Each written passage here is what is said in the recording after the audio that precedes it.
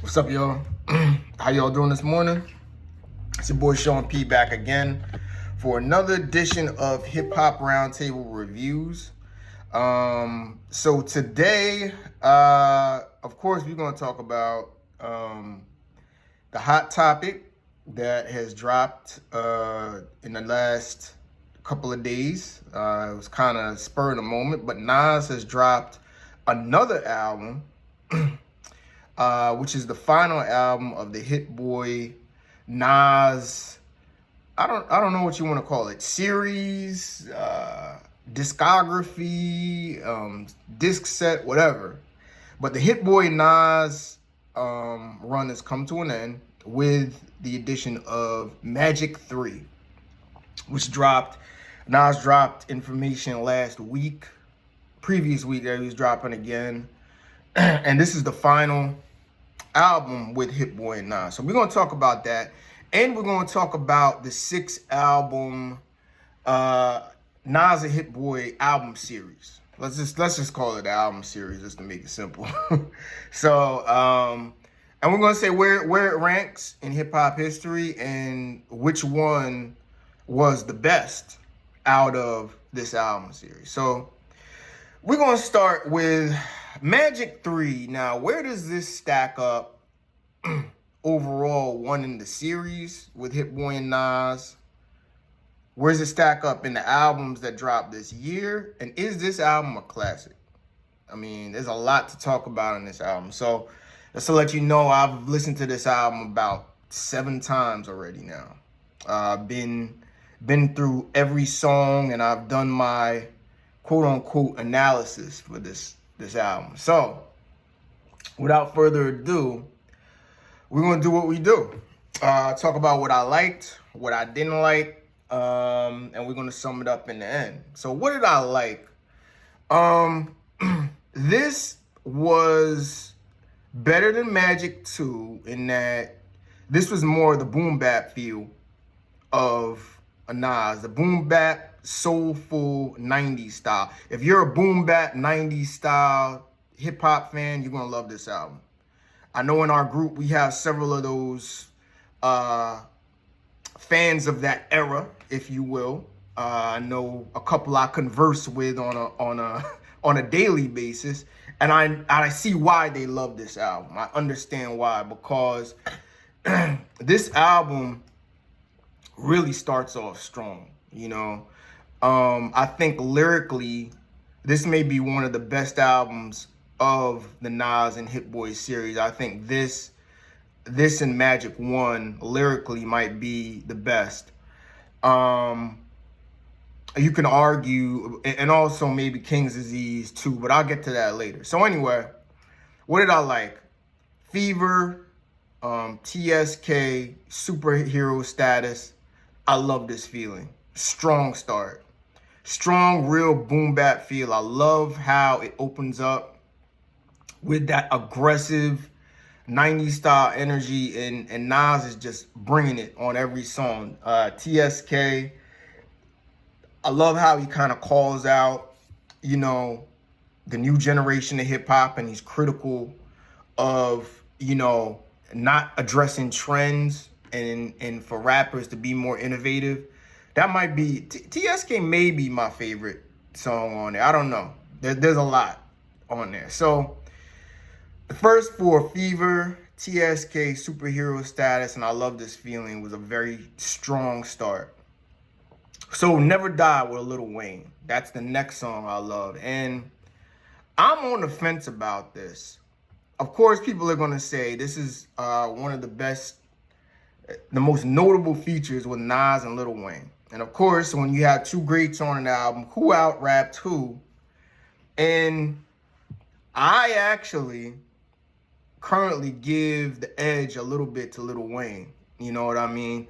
But Fire Collabo, this lived up to the billing of Nas and Lil Wayne, 2 of the greats, the GOAT-tiered rappers, if you will, on one track. This was much better than Nas and, now I'm not gonna say much better, it was better than Nas and 50 collaboration, because Nas and 50 collab left a little bit to desired, but this one definitely lived up to the billing.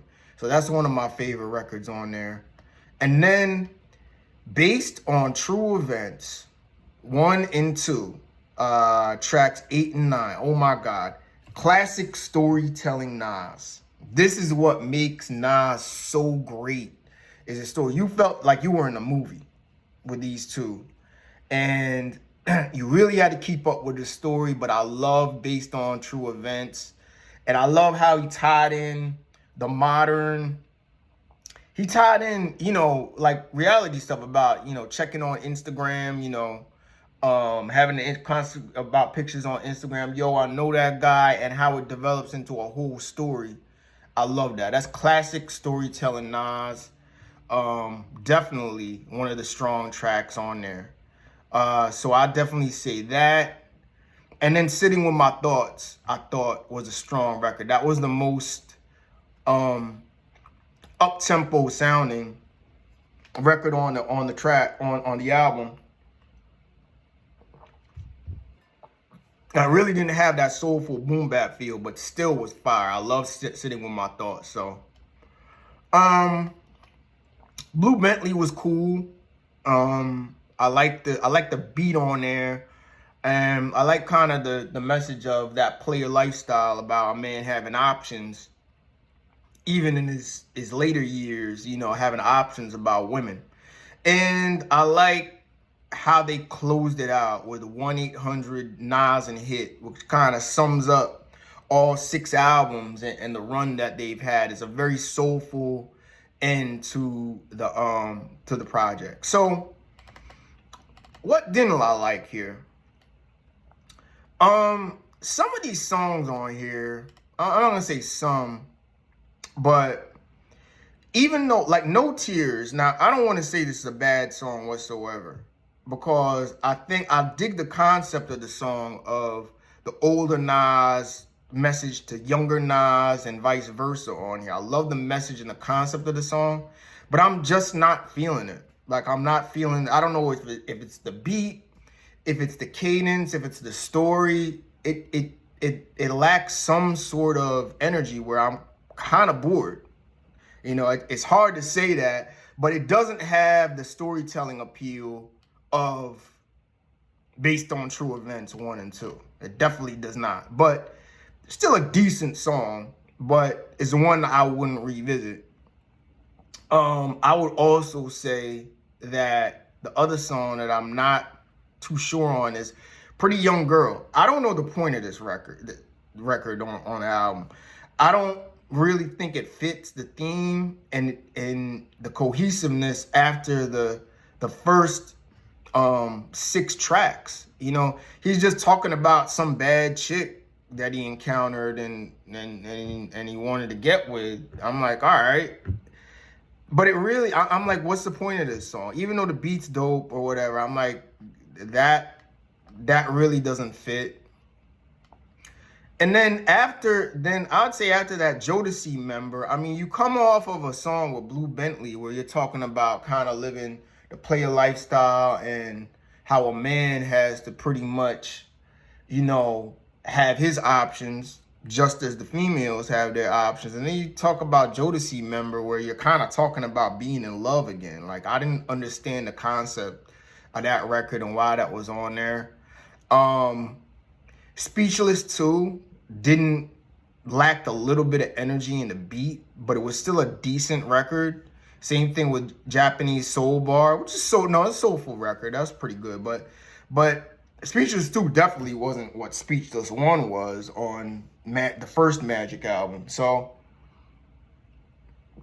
if I had to say something, this album is not as cohesive as Magic 1 and the other King's Disease projects, which kind of took away. There are a couple of songs that I was like, well, why did he do that on this song? And if he would have took those off, we definitely would have a classic level album on this. So with that being said, classic feature on here. Love the production, all of this. This is definitely album of the year material. This is 8.5 to a 9 out of 10. I love the way it starts. I love the energy of it. I love the lyrical prowess on this album from Nas. It's not the flows were dope. He had diverse flows on here. Not as diverse, not the flows that he had on Magic 2 or the flows that he had on some of the King's Disease projects, but still, it was fire. So I give it an 8.5 to 9 out of 10. Album of the year conversation. And how about that? Nas has Magic 2 and Magic 3 in the album of the year conversation. 2 top 5 albums already in this year, which is impressive as itself. I know people are arguing this versus Killer Mike's album. That's debatable because Killer Mike's album, I think, is more cohesive than this album. But I will say this is 8.5 to 9 out of 10, maybe rounding out at a 9 out of 10. So, the run is over. The 6-album run from King's Disease 1, King's Disease 2, King's Disease 3, Magic 1, Magic 2, Magic 3. Nas puts out 2 very quality albums in this year. So, everybody wants to know which one is the best, which one is the worst. How do these albums rank? I think the best album, plain and simple, out of this entire series is King's Disease 2. That is the most cohesive album. It's got classic, legendary artists, Hall of Fame artists on their features, from Lauryn Hill to Eminem to EPMD. You know, classic storytelling Nas. The hardest, some of the hardest beats, maybe the best song Nas and Hitboy has had in this entire series in Rare, where Nas experiment totally changes his flow pattern he hasn't had in his entire career. That's one of Nas's greatest songs is Rare. And there's never a boring moment. There's always, it's like a movie where you're on the edge of your seat the entire time. I think King's Disease 2 is a legit classic. That's in my opinion. I think, and don't construe what I'm saying. Just follow me conceptually. This King's Disease 2 is Nas's version of Blueprint, of Jay-Z's Blueprint. It reminds me of, if Nas were to do Blueprint, this is how he would do that. And just like Jay-Z had Kanye, Nas has Hitboy to paint his picture. King's Disease 2, flat out, I think is a top 5 Nas album all time and probably classic. Then I'll probably say King's Disease 3, which is the second most cohesive project of this. The bangers on there, the songs like Beef and Michael and Quincy, you know what I mean, and Thun, and I mean, it just goes hard. It lacks a little bit of the energy of King's Disease 2, so I can't say that's classic, but I think it's second in the series. So King's Disease 2, King's Disease 3, and then I'd say Magic. Magic 1, I think, is the most raw, lyrical, 90s style inspired album. It's gritty, it's dark, it brings back the 90s feel. So if you're a boom bap head, you're gonna easily put that as number 1. I see that. So both those albums, I would definitely rank King's Disease 3 and King's Disease 3 and Magic. I'd rate like a 9 out of 10, which is album of the year. And then right after that, I would put this album. I would put Magic 3. I can't say it's Magic 1 because it's not as cohesive as Magic 1. Now, if you would have cut some songs off of here, maybe cut like 2 or 3 songs off of here, this Magic 3 might be the best of the entire series. That's how close this is, you know. But I would say Magic 3 is 8.5 to 9 out of 10. So I'd put that number 4. And then the next tier down, I would say, is King's Disease 1 and Magic 2. Now, I haven't decided which is the last because Magic 2 is still kind of new. But the thing about Magic 2 that I like is I love the bangers on there. I just love the beats and the energy coming off of that album.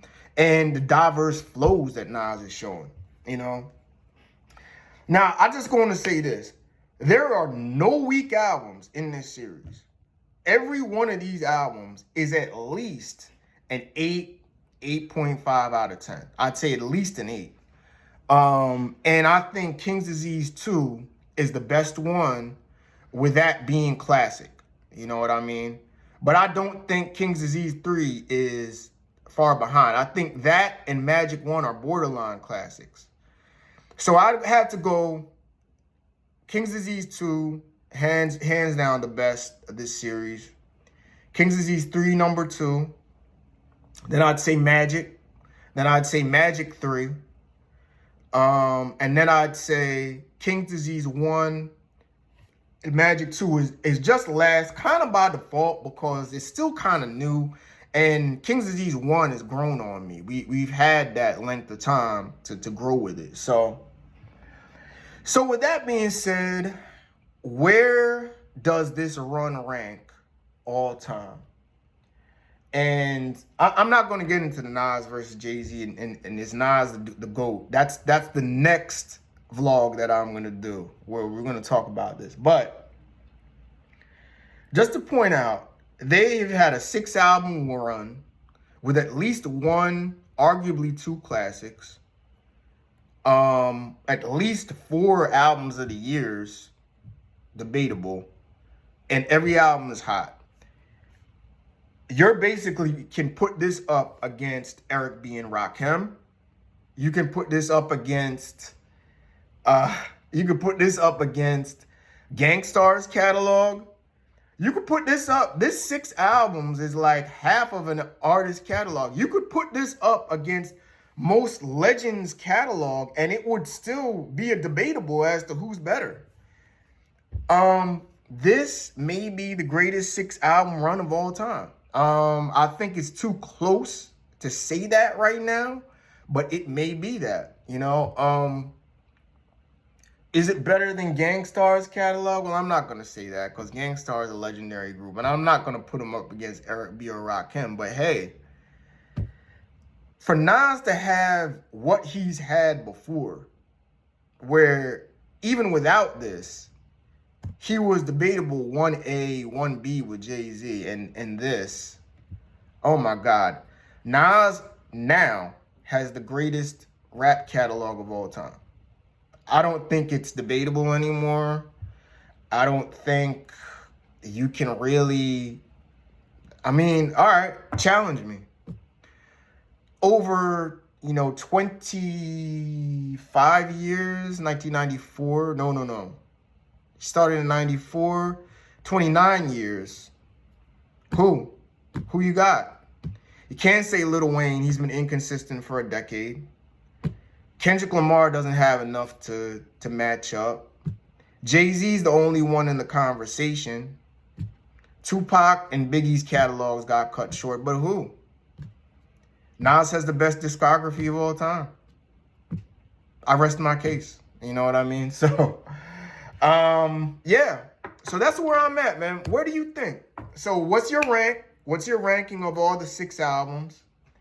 Where does Nas's discography all time rank? And what do you think about Magic 3? Is it classic, album of the year, what? I think it's definitely album of the year material. I'm going back and forth between Magic 3 and Killer Mike, but I think Magic 2 is number 3.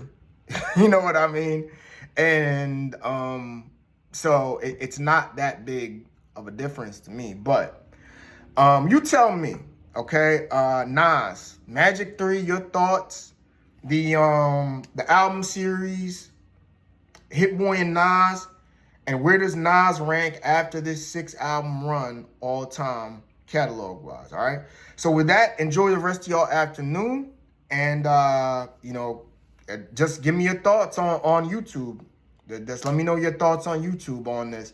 I'm sure it's going to spark a lot of debate, all right? Y'all enjoy your afternoon, and I'll catch up with y'all on the next vlog, all right? Peace.